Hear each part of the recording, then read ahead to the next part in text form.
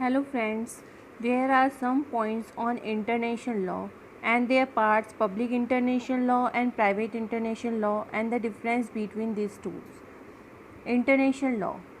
First we understand what is international law. The original name of international law was Law of Nations. Later on in 1789, the famous jurist Jeremy Bentham of England called it international law.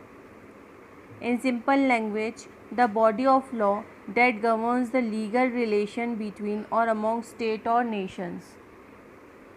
According to Charles D. Fenwick, international law may be defined in broad terms as the body of general principles and specific rules which are binding upon the members of the international community in their mutual relations. Now there is some difference between public international law and private international law.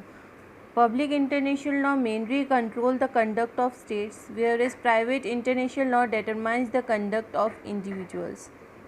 Private international law is a part of public international law, while the public international law is not as such.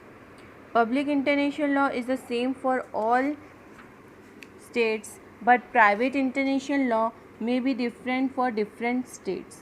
But now, with the pass of time, the unevenness between public international law has reduced because certain rules of private international law have become the rules of international law as well.